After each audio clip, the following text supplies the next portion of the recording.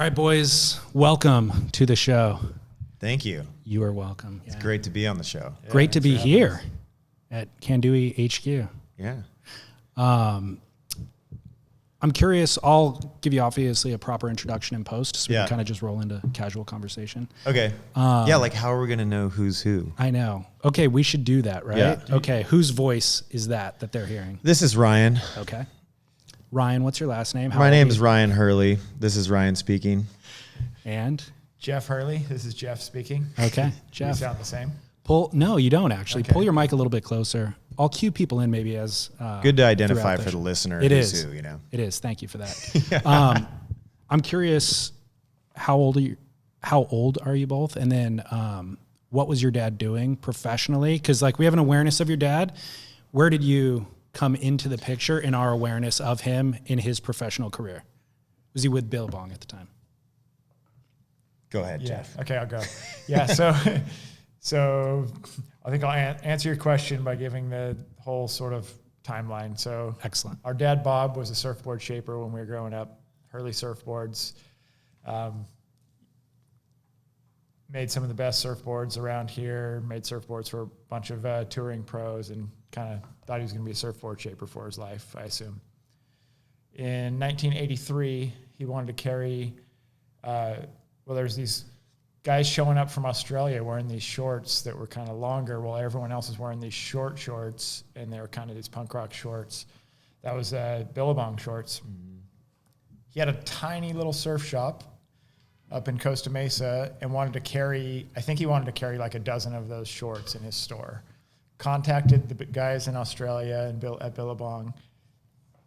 They're like, no, we're not going to sell you a dozen, but we'll sell you, I think it was like 3,000.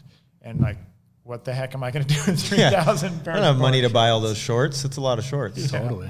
So got some people together, some friends and family, and whoever could pitch in, and bought 3,000 pairs of board shorts and figured out how to sell them. That turned into him running Billabong USA for 16 years, 83 to 99, and then started Hurley.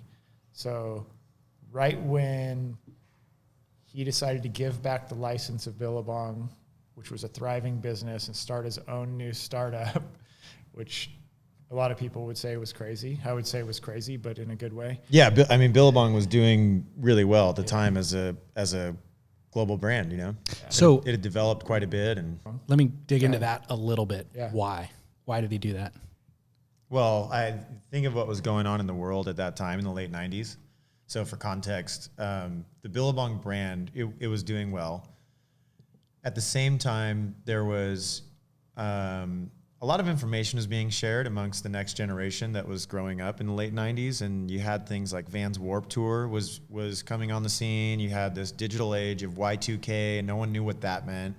But what was happening was these silos of sport were starting to break down a little bit, which was spawning sort of a youth culture movement where you would have, go to Vans Warped Tour, you'd see vert ramps and punk rock music and artists and musicians and athletes all kind of participating in culture in a pretty unique way. And there was brands serving that. And I think part of the vision that our dad was having was like, man, if someone just really embraced this concept of providing these kids with a platform to be expressive, that felt like something that was getting him really excited. And so he had a vision of this idea of like microphone for youth. Let's create a platform for kids to be creative. And Billabong was growing into a fairly mature surf brand. And I think what he was seeing was, I don't want to be just a surf brand because it doesn't feel like that's where the kids are going right now. Gotcha. Feels like they're cross-pollinating, moving across sports with ease, moving across culture with ease. And, there was a shift happening in the world.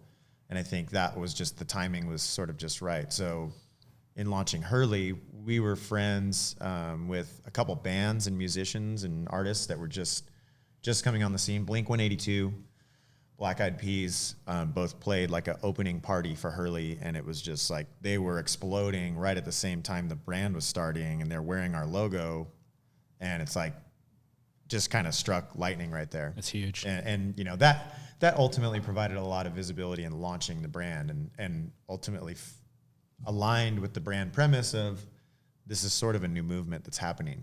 What, how old were you guys in 1999? So I would have been 22, just finishing college. Okay. In 99, and Ryan's 17. seriously under. Yeah. I was 17 at the time. Gotcha. Yeah. Yeah, that's huge. I mean, it's scary too. I mean, obviously your dad, he had a great idea, but he has kids at home that he's raising and sending to college. It's a bad time to do something like that. Yeah. And it was, I mean, yeah. Any reasonable person would have said, "You're crazy. Don't do this." Yeah. Or Yeah, you got a good business going. Yeah. or take it back to Billabong and figure out how to make it work for Billabong. Yeah. That's Sure, the other Yeah. option. So, and so there was a good relationship there, and it was like, okay, the terms of the license arrangement are up. We're going to do something different. And ultimately he did something different, and the team that was there at the time was really talented and really good. And, they put that vision together and created sort of a new movement. And there was a lot of great partners in the industry that were willing to support the brand and help it get launched. And, it did really well its first year. It did twice as good its second year. Okay. And then year 3, it was like, okay, we've leveraged our house. We've been broke owning these brands. Like, we want to take this brand to the next level globally. Let's partner up with a brand that's already doing that. Gotcha. Ultimately, that's where the connectivity into Nike came in. Gotcha. Let's back up a little bit, go more into family dynamics, if you don't mind. Sure. I would think your dad's very busy with Billabong. I would think launching a new company is busy. How did he manage the time that he spent with you guys? And then secondly, and equally importantly, is I want to be successful so I can provide a bunch of resources for my kid and make his life more comfortable. Sure. However, I also realize that might be inhibiting his own development. Like, struggle is good for him and figuring things out is good for him. Yeah. And so how did he kind of navigate that, where sure, you guys can come work for the company and or instill work ethic in you and make you guys figure out how to do it on your own? How did he navigate all of that? Yeah, we may have different experiences on that. So, I mean. Yeah. So maybe I'll go first. And, we both probably have different experiences, as Ryan said, as we have doesn't seem like an age gap now. Or maybe it does for you, not for me, but because I don't feel like I get older, but Right. at least mentally, I don't know, whatever. But, growing up and, you hear things like work-life balance and this, and I think our dad would say this, and I have this philosophy, is like, that's kind of like if you have a job you don't like, Okay. and I mean, depending on the circumstances. For us, our family and work, we're all very close. And, examples are when we were kids growing up in a really small 3-bedroom, 1-bathroom house, all summer long, our house, we had pro surfers staying with us. Occy, Sunny Garcia, Shane Horan, like Rabbit Bartholomew. And, that's when we were, they're staying in Ryan and I's room that we shared. And so from an exposure to kind of just, there's business, pro surfing, just exposure to that world at a young age for us was one thing that really shaped my, just view or perception of the world. I had a time where I was kind of trying to be a pro surfer, and then some of that shaped me to be able to be honest with myself and go, I'm not going to be one of the top guys. Okay, I'm going, we started Hurley and had the decision to go, cool, I'm going to start a real job, as I would call it, versus chasing a pro surf dream. And that was shaped for sure by our upbringing, and exposure to just what the whole scene or world looks like, right? So whether it's that or being a part of business, growing up, summers, pulling orders in the warehouse, helping out wherever it can. So our dad did a great job of involving us, also sharing what's going on. It's not like, oh, work stays here, family life at home. It's like they're pretty blended in a good way, not in a like, why are you bringing work home and you're always on the phone and you never talk to us? Right. You grow up in it and it's healthy. Yeah. He still sent you to college though, or you still wanted to go to college? I did. I had a weird, I thought I was going to be one of the weird guys. The only other guy that I know did this, there may be one other, was Jeff Booth. I know he went to college and then was on tour. And so that was kind of my plan. Okay. Right when I was graduating college, I got married in my last year of college, and inspired by my parents who were married early and had kids early, had like, hey, I just had this, I want to start a family early, was, in my mind. Literally right when I was graduating college is right when we started Hurley.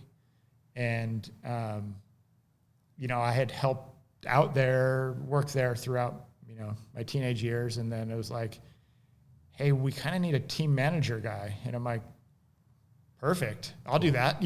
Cool. So it was kind of like, cool, I could be surf team dude / sort of pro surf dude. It was like a nice transition for me, and was, again, back to that awareness of my own potential as a pro surfer. Was like, sick, I can kind of do both for a little bit, and I'm got a real job, want to start a family. What did you study in school?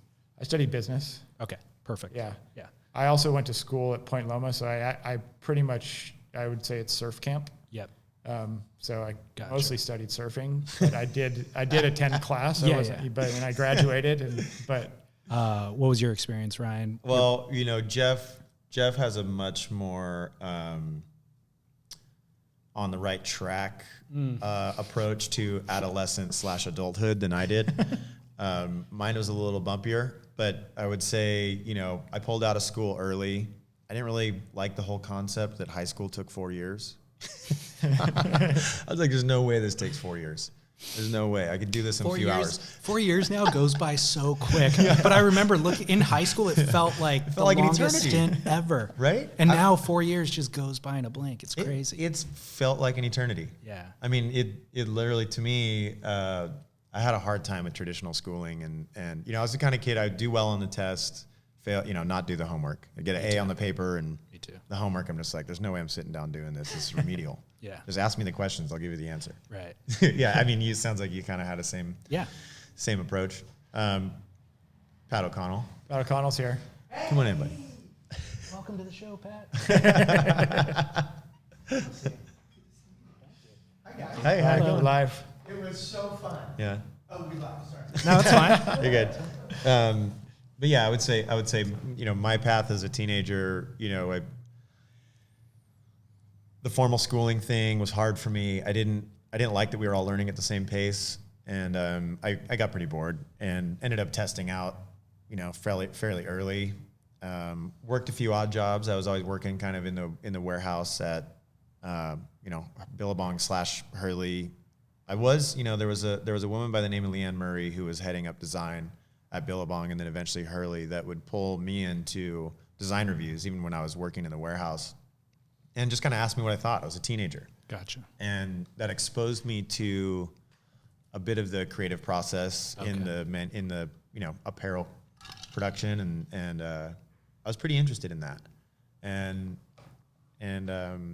as far as the work-life balance thing, at least from my perspective, I would just say it was integrated. And, we worked with our uncle, our dad's brother, Bill, our dad. It was like I worked a lot more in the warehouse family where it was like a different crowd. Mm-hmm. But at the same time, it was a family business. So family businesses doesn't feel like there's work and there's life. It's just, this is what we do. Yeah. So it was much more ingrained in our family dynamic than a separator. That question too, that I was trying to get to about how do you instill work ethic in your kid while still giving them opportunity and resource? You guys witnessed your dad doing it all. And so I think that instills the work ethic. It's going to be harder for your kids right to actually develop work ethic in them. Oh, trust me, it is. Yeah. There you go. Yeah. So I'll ask you that question again in 20 years so you can give me advice. Well, yeah, I mean, it is different. I mean, we saw it pretty heavily as an example, but I would just say it was very integrated and and it was sort of like, yeah, of course you're going to work your butt off because this is what we do. Mm-hmm. But it doesn't. Sometimes it feels like work, and it's very hard work. It's very challenging. It's very dynamic. You got to problem solve all day long. Yeah. But at the end of the day, if you're passionate about it, you should be relatively obsessed with it. And so, there's a healthy amount of obsession. Yeah. So we can go into Hurley Successes if you want. I think a lot of us are aware of them and we witness them happening in real time. As we kind of lead the discussion to where we are now, I'm more interested to hear, through your Hurley experience and with Nike's involvement and all that, what did you identify as missteps in that growth and that experience and learning experiences for what you're bringing into this? Well, I would say, if we had a chance to do it all over again, as far as our integration with Nike, I would do it all over again in a heartbeat. It was the best 20-year run ever. And at least from my perspective and what we got out of it as a brand and as a team, we got to work with some amazingly talented people. I worked a lot on design and innovation and brand. So the extended network of, some of the best people in the world at what they do, you're now a part of an insane team across multiple brands, multiple product types. And so for me personally, it gave me a scope that I didn't previously have. And so huge learning, but getting the opportunity to work on projects that are just fascinating, like the Olympics or, running or, sports that I didn't really participate in, but I understood, the needs and the solutions of products, which allowed me to connect in with a network of people that are just awesome people. Yeah. And so there was really great areas like that. And then when we were at our best, we were collaborating in a healthy way like that. And when we were at our worst, it was like things were a little like every brand goes through phases, and I think it's like a living, breathing thing. Yeah. And so there's phases in everyone's life where it's like, okay, that period was more of a learning period. That period was like, okay, everything was clicking. Yeah. So. Yeah, I know your question was missteps. I have a hard time even actually looking at that because, like Ryan said, there's a bunch of, obviously there's stuff that worked amazing, stuff that you wish would have been different, but big picture, when Nike acquired Hurley and we partnered with them in 2002, Nike was a $9 billion business. They saw their path to growth, or at least a big part of their path to growth, as acquiring new brands. They're kind of like, hey, $9 billion, Nike's pretty tapped out. Like, how are we going to build this portfolio? You fast forward now, they're nearing $50 billion business. Basically, almost all of that with the Nike brand. And so, us at the tail end of that, it's like, oh yeah, Nike, you should focus on your own brand. Not like, makes a lot of sense. Like, why would you, we're a distraction in that ultimately. Obviously, a lot of great people connections and synergies and all this, but ultimately you're like, you got a $50 billion brand and, yeah, you should probably focus on that. We use this example internally, so I don't know if I'd call it missteps, but struggles, as we were, as we're part of this big thing, we're fighting for dollars, whether it's marketing budget or whatever. Right. And so, for us to go, hey, Nike, would you, we want to invest in this. And I'll ask you, David, if you were going to, if you had $1 million, you going to invest in a Nike running store or a new Hurley store? Right. Pretty easy. Even if you believe in that, you're like, yeah. So, same as Ryan, nothing but gratitude and just super stoked on that partnership. I think for business wise, also just personally, and then setting us up where we are now, it's like that experience with Nike is pretty cool. Got it. Yeah. So I think that kind of explains, your telling of that explains why Hurley was then sold by Nike, I suppose. And what was your guys' decision to leave at that point? Yeah, I think, there came a point in time where it felt like, okay, our dad, along with his brother and a few other people, really stewarded this Hurley brand to a good spot, integrated it with Nike. What's going to be our kind of legacy? And it felt like we had a strong vision to acquire the brand back and go through that whole process. Ultimately, at the end, it ended up not working out. It was a competitive process, and it's weird because it's our name. Yeah. So it's hard to walk away from that. But ultimately it led us to a new opportunity to do something different. And, we've along the similar lines of, COVID was happening right after the deal didn't work out for us. And it was about to go a different direction. And we ended up in a spot where we're figuring out what we were going to do professionally, couldn't afford to retire yet. So got to work. Pretty passionate about the space and working with people and doing something new. And ultimately that led us to the concept for what we're doing now, which is our Can-Do platform. Was there an opportunity to stay with the new ownership at Hurley? No. Okay. No. It just, different business model than what we had. And, I think there was probably going to be some fundamental misalignment there. Gotcha. So then, what was the initial concept for Can-Do? As you guys kind of got out of that and you're looking at the future, what was the concept? Where did you see gaps in the market? What did you want to do? Yeah, well, not too dissimilar from, the founding of Hurley in the late 90s was, there's been a shift in the market, again, and it does feel like this modern generation is moving across sports and brands with ease from different kind of sport silos. And for us, we're like, okay, that's interesting. Like the silos of yesterday are now broken down. Like the whole world is relatively integrated when it comes to brand experiences and products. Everyone's competing with everybody because people are using products for everything. So Can-Do was really born out of, can we put a concept together that is new, where we're onboarding and incubating new brands to serve this next generation? And, our strength is brand building, product innovation, marketing, and sales. So let's do what we're good at. Let's look at some opportunities out there that we feel like we can connect the dots on. And we're inspired by portfolio-led groups, like the Disney Group. It's probably one of the better examples of here's multiple properties that create different types. So, for us, this vision of Can-Do was really born out of an opportunity with John Florence, which was immediate. He became a free agent after the new owners took over Hurley. So one, it's like, okay, John Florence is available. He's a free agent. What's he going to do?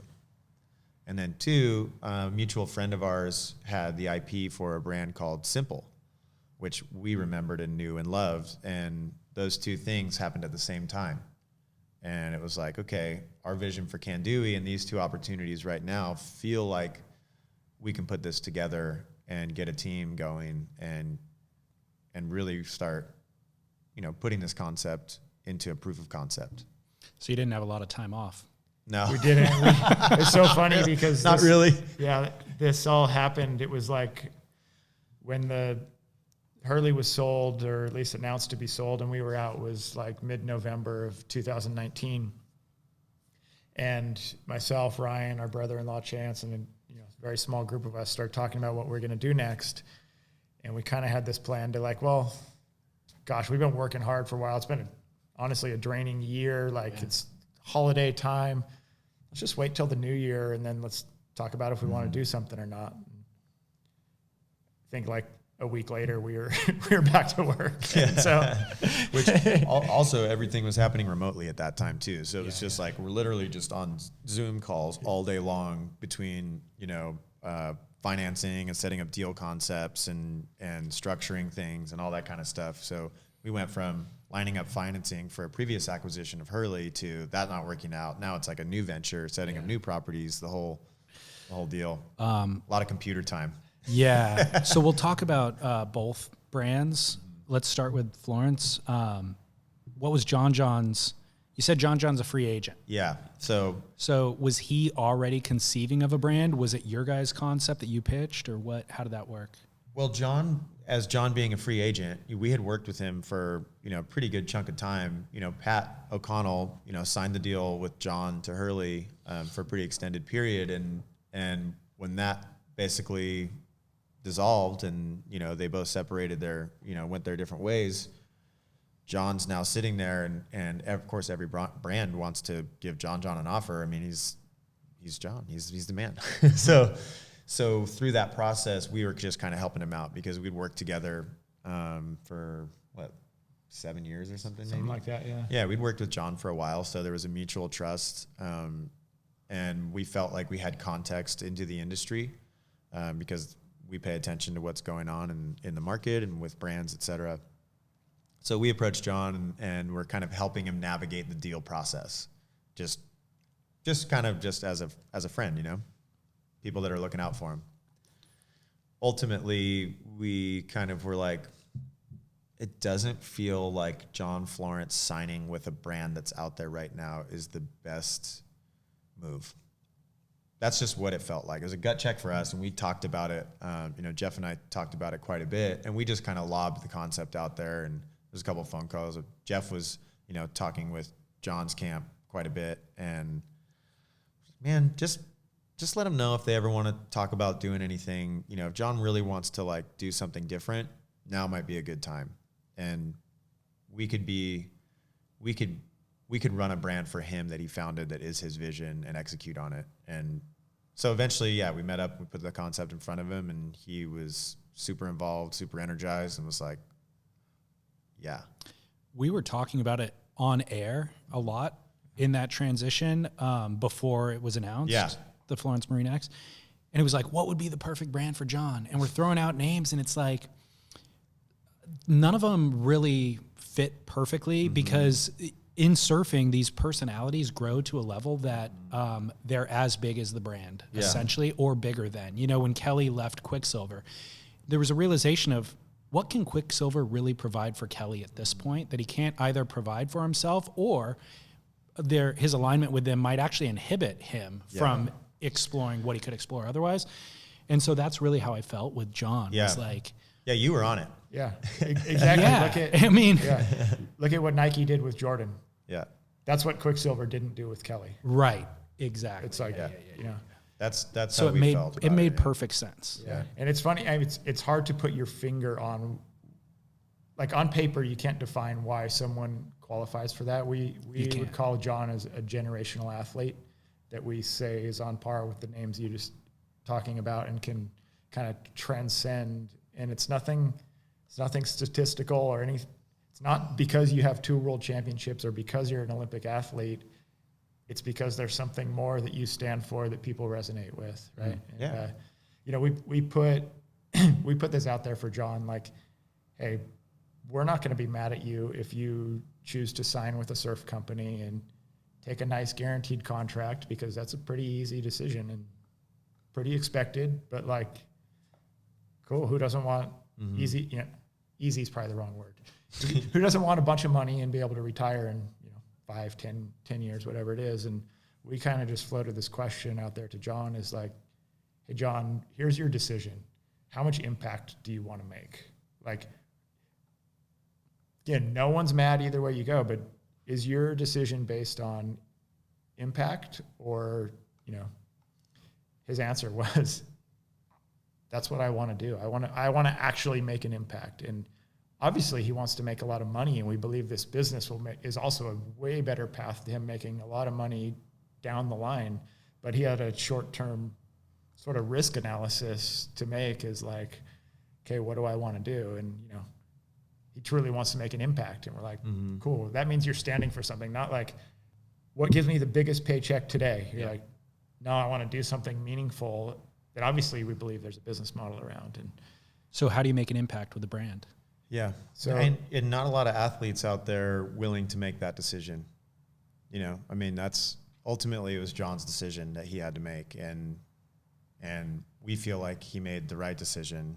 And if, you know, having him involved has been integral. But if you think about the Jordan model, and it didn't feel like there was a lot of disruption happening in the apparel sector, Jordan hasn't played basketball in decades, but the brand, you know, is transcending culturally through performance sports. You know, you have it ending up all the way in global football, soccer, you know, doing collegiate deals. And it's like, that speaks to who Michael Jordan was as a person.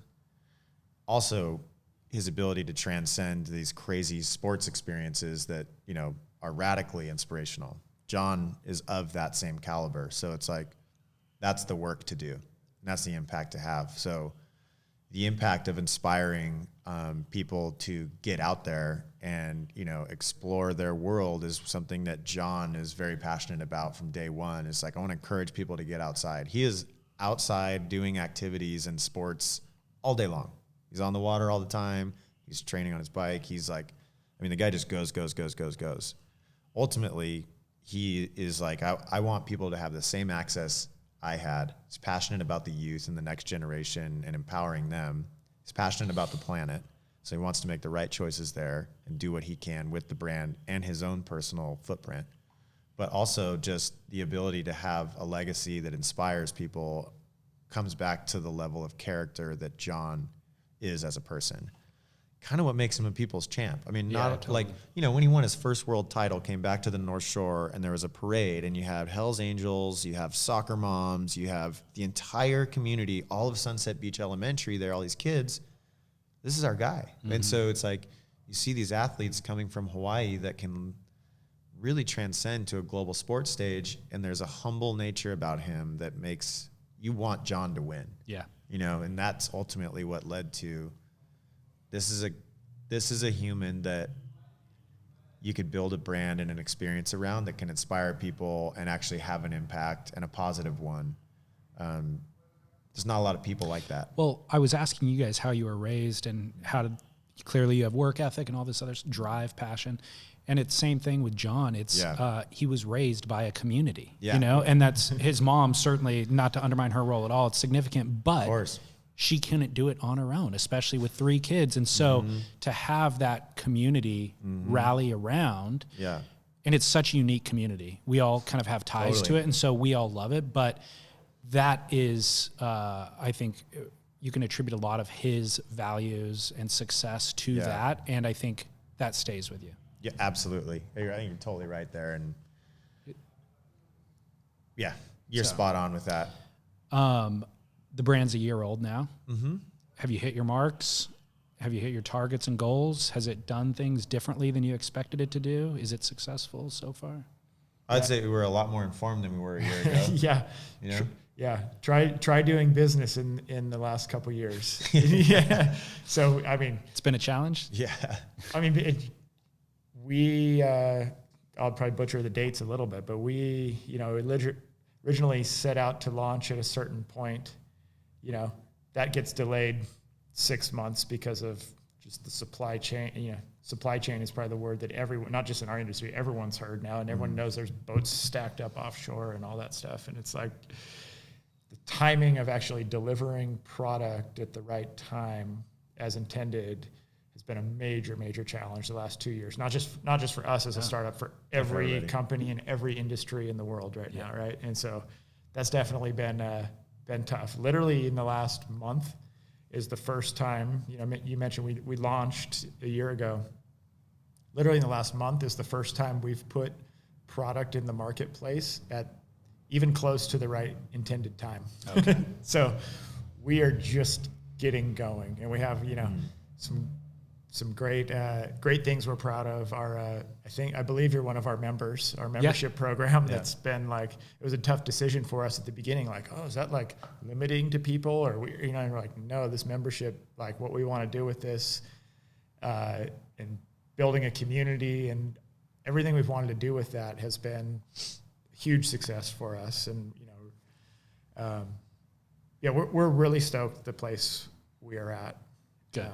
Yeah, and super grateful for like the membership base we have right now, and the people that are supporting the brand have been so great on being candid, on providing feedback, from, you know, coming back from multiple purchases, people just loving certain products. I think there's been a lot of really positive demand. Our challenge has been operational supply, and so it's like the demand has been great, and I think we're learning about the brand position on a day-to-day basis and what it can and can't do. And I think, you know, when you think about the brand premise of it starts with John Florence, the solutions are much more utilitarian in nature. So it's utilitarian equipment for sport conditions. Leads you to a space of it's informed by water / outdoors, but this is a brand that can go into any modern kind of sport environment. And then you're like, okay, that like the products we're making are those solutions. They're centered around testing with John on the North Shore. He's validating everything in the harshest climates there are in very rigorous outdoor conditions. He's on the water constantly. So he's constantly working on product development with us, which is awesome. Yeah.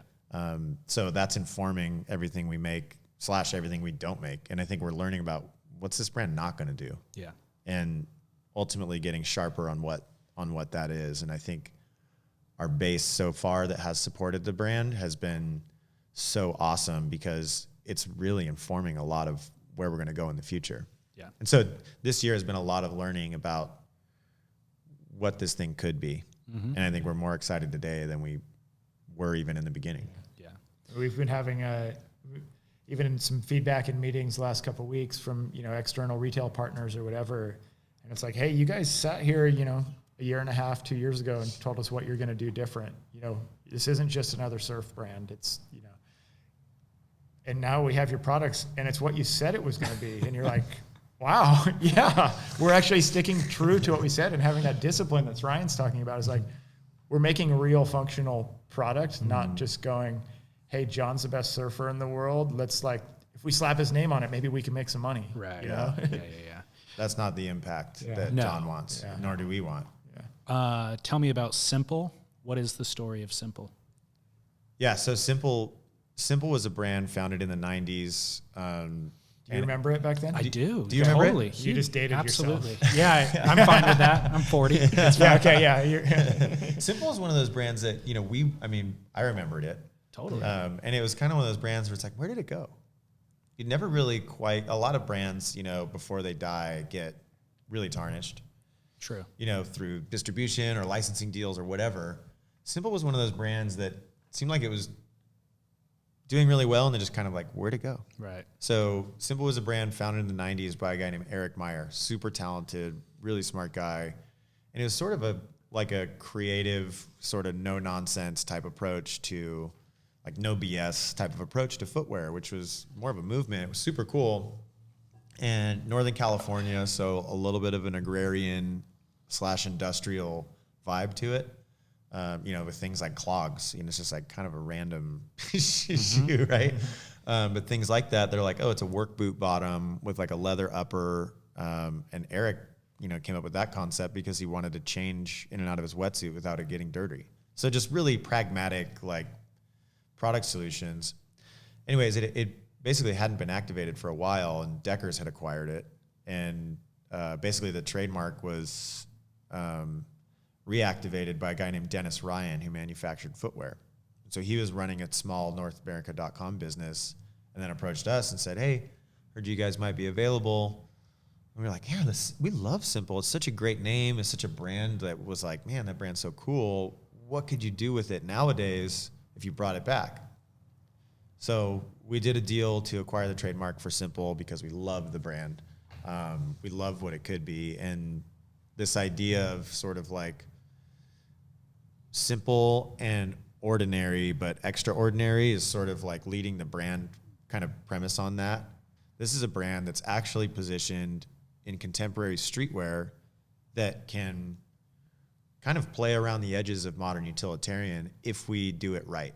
And to do that, we're positioning the brand as an ordinary brand, but with a little bit extra. And so our approach to product is kind of standard issue.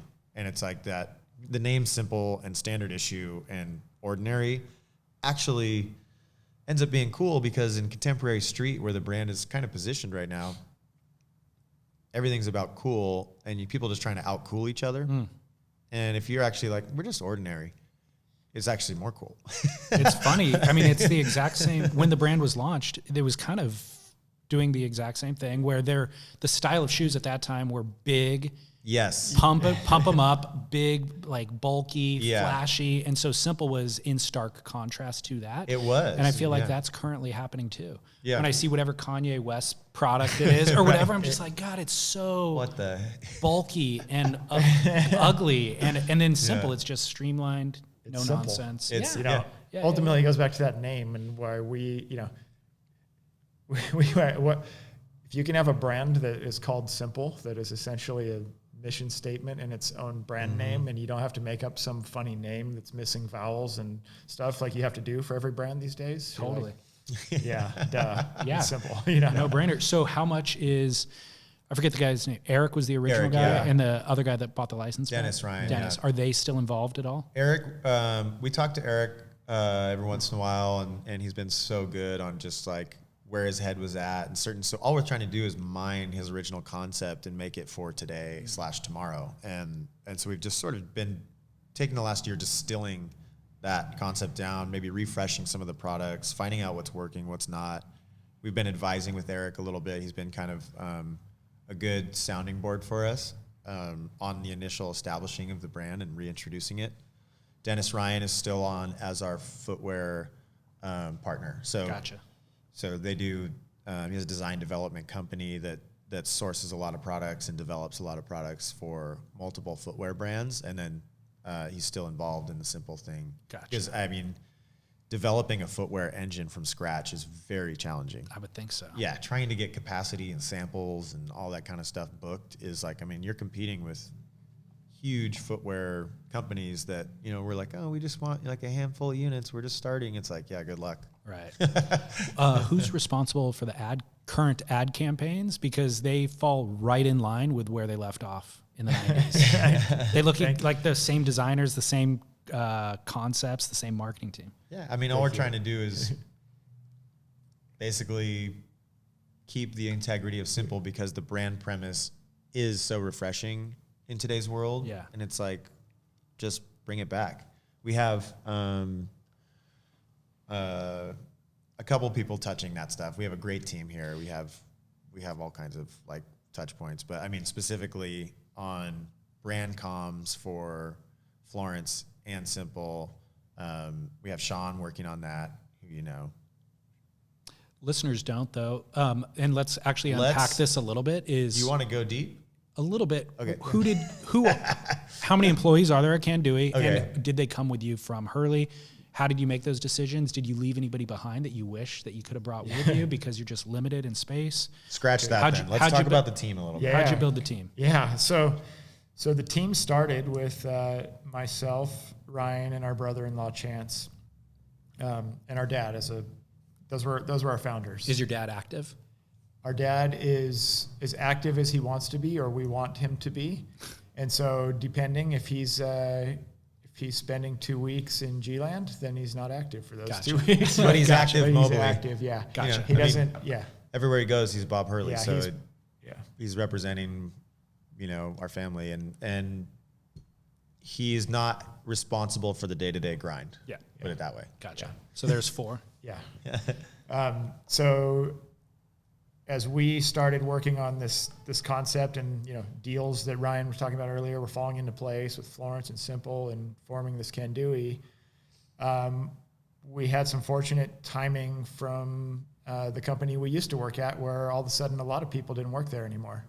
Mm-hmm. And so, you know, that really lined up nicely for us going, we're starting something new, and we're able to cherry pick the A team from, you know, people that we've worked with for, you know, up to 20 years. So I kind of tell people here is like, hey, we've built a team. We have 15 people here, most of which we've worked with together for up to 20 years as part of a pretty big company at Hurley that was a part of a giant company at Nike.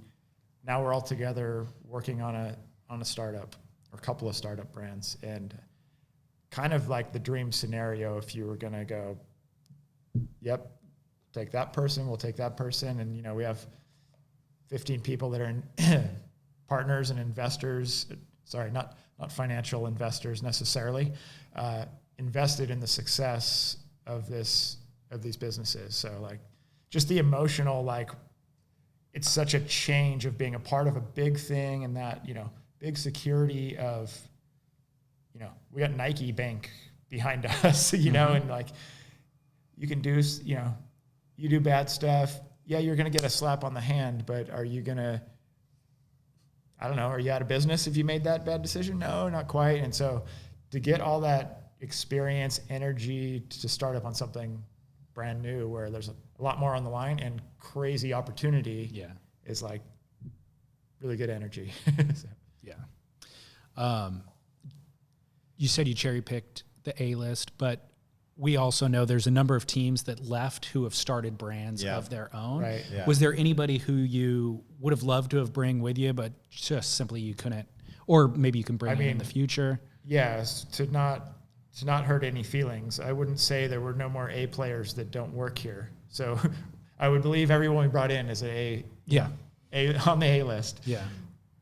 We also cannot bring 200 people here to start working right now. So yes, there are lots of good people that I would love to work with.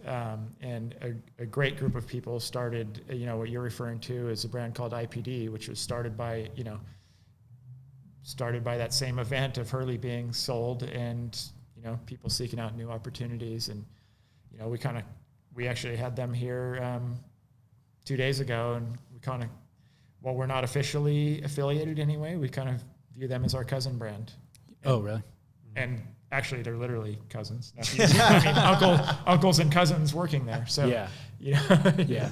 There's a number of other people too who left and started their own things, and they're not necessarily competing brands. They all kind of service a little bit different niche in the market, Yeah. I mean, it's cool how you hear this all the time, but like things that seem crazy, like if you're sitting there, whether it's us, probably even more scary for some of the people that are employed by Hurley for a long time, but it's like companies sold. Oh my gosh, what does that mean for me? Like, what am I going to do? Yeah.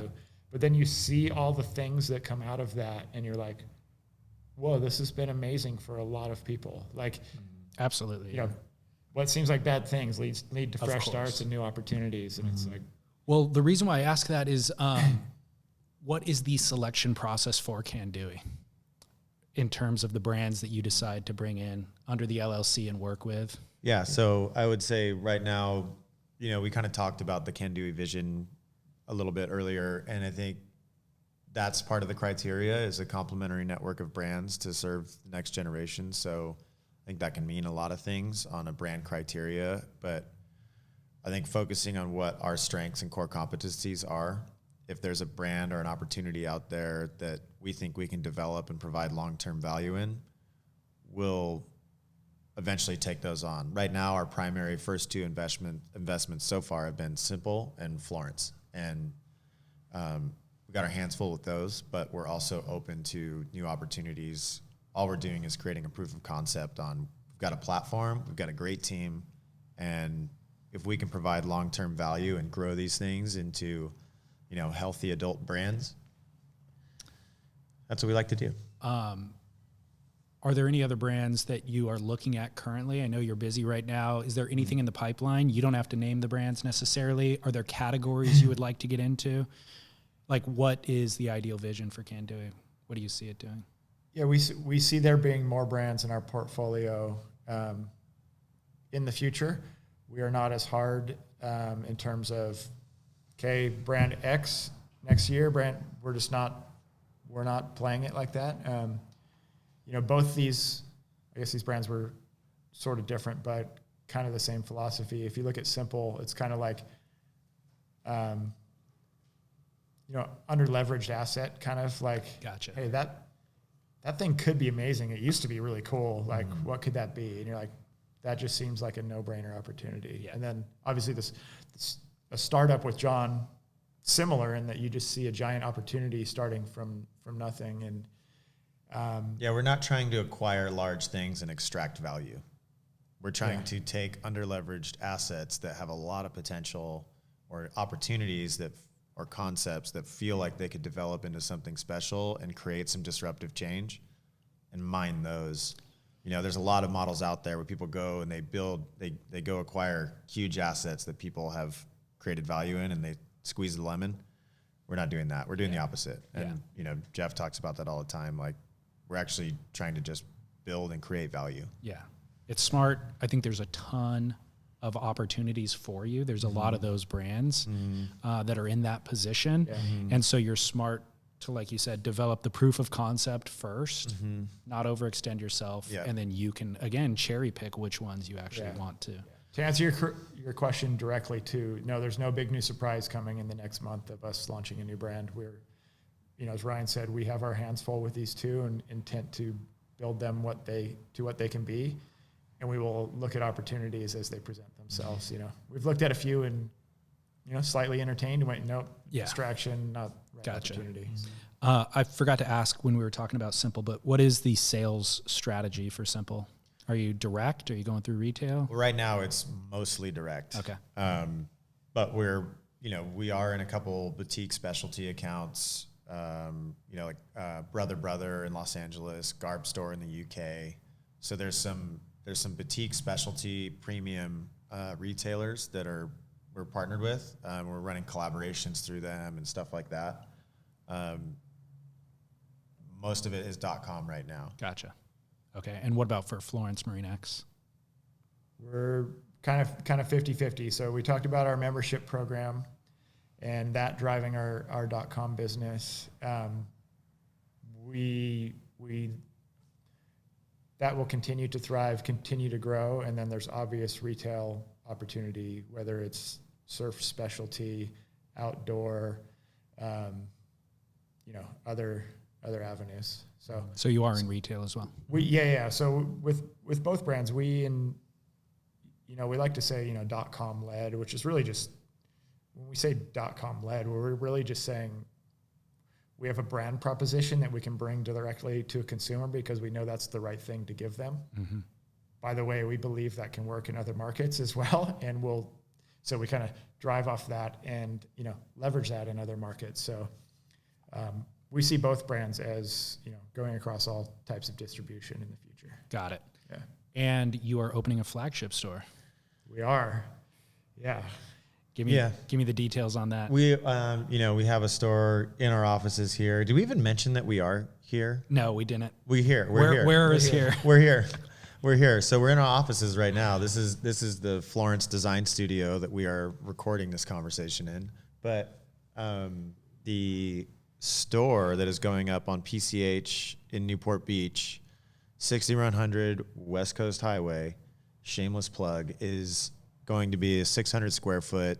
I don't know if I'd call it a flagship store, but I would call it a store. Pendant store. A pendant store? Right? Yeah, the that's pendant that's on your hat? Oh, Burgee, we call it. Yeah, so Burgee flag. Yeah. Oh, Burgee flag. Sorry. But it's okay. It's also a pendant. It's a pendant, you're right. But I would say, there's, I'd call it a community store right here, in Newport Beach. Good. And we'll be looking to do more kind of pop-ups and retail activations in Hawaii and California for sure. Got it. You mentioned the address. How can people identify the building? Anybody who's driven down PCH in Newport. This is ideal location. Well, you'll see it now because there's a giant burgee or pendant, as you referred to it, on the wall on PCH. This place was a former iconic location, which was the Army Navy surplus store. And whenever you tell anyone that, they go, "Oh, the place with the dune buggy in the parking lot?" You're like, "Yep, that place." And so, that's where we are. And it's funny. We grew up as kids seeing that thing, and that little dune buggy, whatever you call it, thing. It was literally there for the 30 years or something. I remember when I was a little kid. Long time, yeah.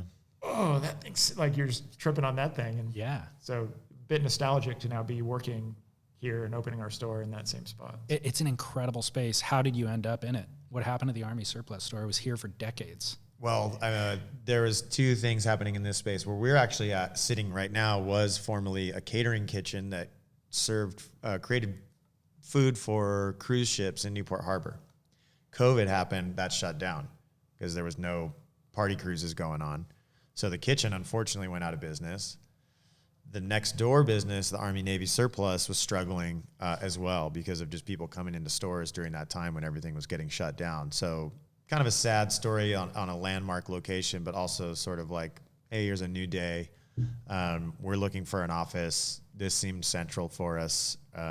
So we liked the location. We talked with the previous tenants and also the landlord and figured out a way to get in here and create an office and a retail store that felt like it was sort of positioned pretty well for what we're trying to do. It's an unbelievable opportunity. Yeah. So for people who want to come to the Burgee store. It is the Army surplus location that they It is situated next to Outpost Liquor, a little north of Cappy's Cafe. Yep.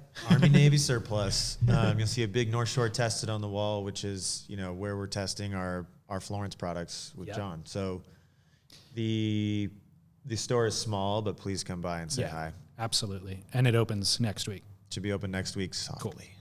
Gotcha. Moving on from business, give me a sales pitch for why I should be involved in foiling. Oh man. Okay, I'll tell you why. Or do you want people to even get involved in it? I do. Okay. That's actually the why. Okay. Yeah.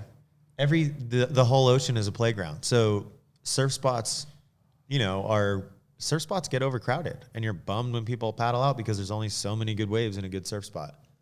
Foiling just opens up the whole ocean. You can downwind. It can't be crowded downwinding. I mean, that's literally the whole ocean. Mushy waves turn into good waves, so there's plenty of those. Rivers, boats. I mean, literally, you can foil anywhere. It's just the playground gets bigger. I would say. All right. Do you the passion that you speak about it makes me feel like your priority is foiling at this point, other than surfing, or how do you divide that time? Jeff's might be. Yeah. Mine is, and it's exactly what Ryan said. And hey, I've been blessed in my life to surf lots of really good waves all over the world. And I don't have that burning desire to go, oh my gosh, I just need one more barrel, or like, maybe I can do a better turn than I did last time. I'm kind of just like, I kind of done that. Foiling. Yeah. So foiling is a new thing. I feel like I can go way faster than I ever went on a surfboard. New challenge. You're kind of like, it's almost like the first time I saw Ryan do this, because Ryan was a little bit ahead of me on this in terms of our foiling journeys.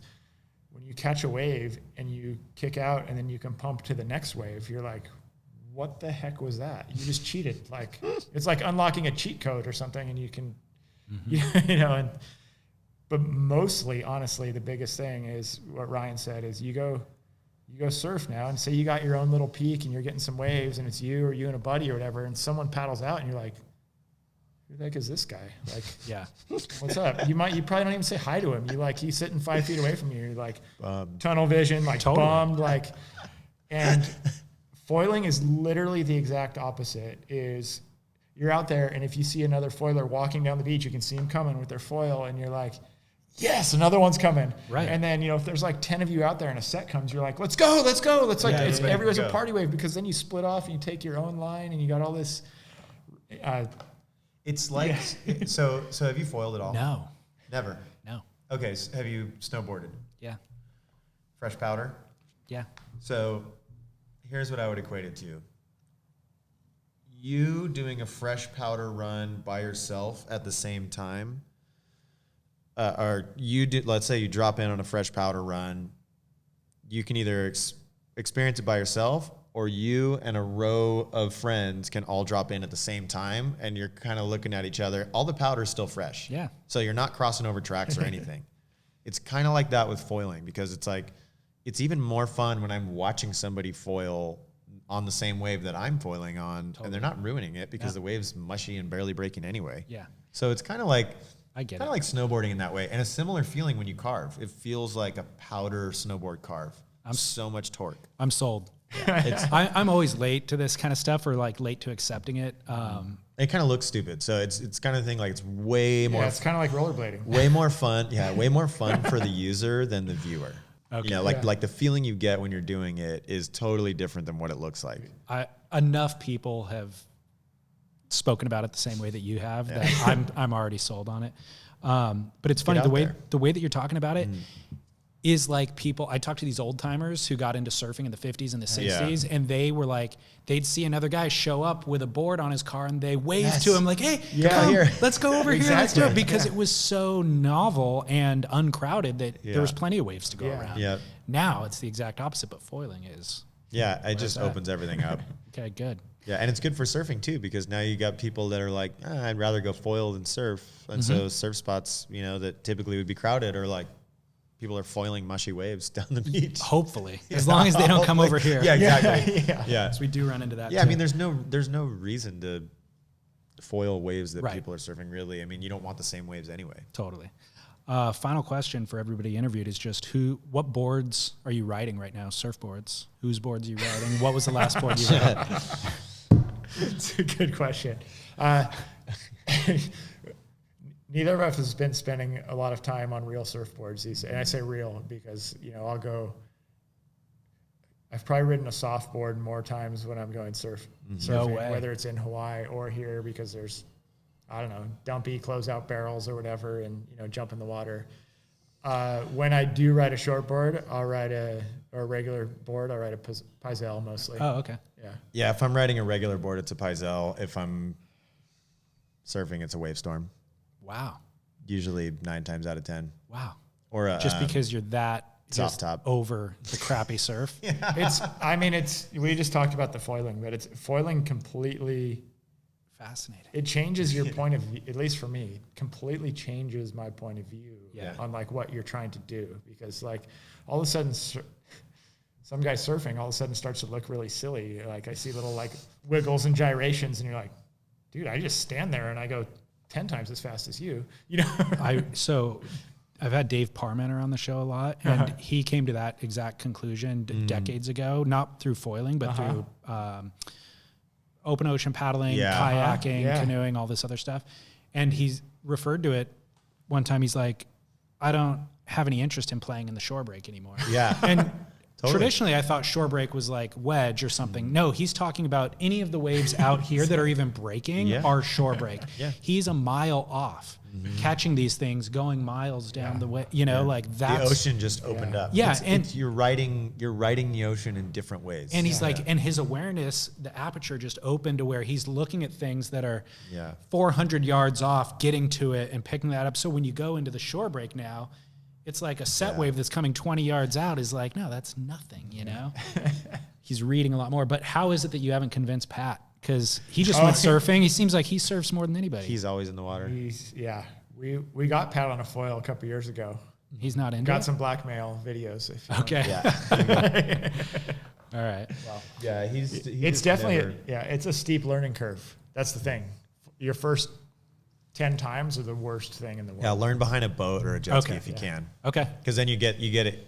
It's like riding a bike a little bit. Crazy at first, and then once it clicks, you're like, oh, okay. Okay. And then you won't know how to surf anymore. That's the Yeah. other downside. Yeah, you're toast. You literally forget how to surf. Crazy. Yeah.